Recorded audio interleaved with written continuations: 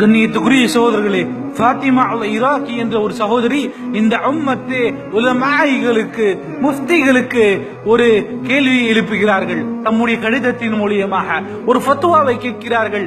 என்னவென்று சொன்னால், என்னுடைய பெயர் ஃபாத்திமா, நான் ஈராக்கில் இருக்கக்கூடியவர். எம்முடைய சகோதரனை தேடி அமெரிக்க நாய்கள் எம்முடைய வீட்டின் கதவை தட்டியது. ஆனால் எம்முடைய சகோதரன் அவருடைய கைகளுக்கு அப்படவில்லை என்று தெரிந்தவுடன் அவர்கள் எம்மை இழுத்து சென்றார்கள். எம்மை இழுத்து கைது செய்து சிறையில் அடைத்தார்கள்.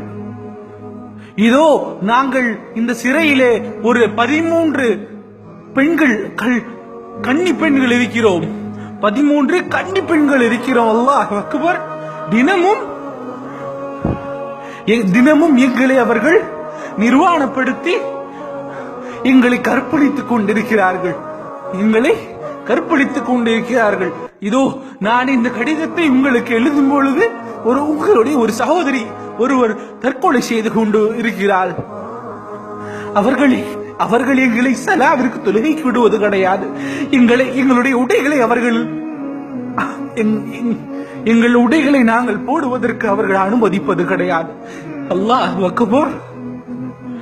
எங்களை எல்லார் முன்னிலையிலும் நிர்வாணப்படுத்தி கேவலப்படுத்திக் கொண்டிருக்கிறார்கள் அவர்கள். யா உம்மத்தி முஹம்மதியா, உங்களுக்கு ரோஷம் இல்லையா? உங்களுக்கு கவலை இல்லையா?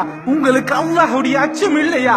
நாளை இதே போல உங்களுக்கும் இந்த நிலைமை வரலாம். அல்லாஹ்வை பயந்து கொள்ளுங்கள், அஞ்சிக் கொள்ளுங்கள், அல்லாஹ்வை பயந்து கொள்ளுங்கள் மறுமையை என்று சொல்லிவிட்டு அந்த சகோதரி ஃபாத்திமா அல் இராக்கி என்ற அந்த ஒரு சகோதரி சொல்கிறார்கள், உம்மத்தி உலமாஇ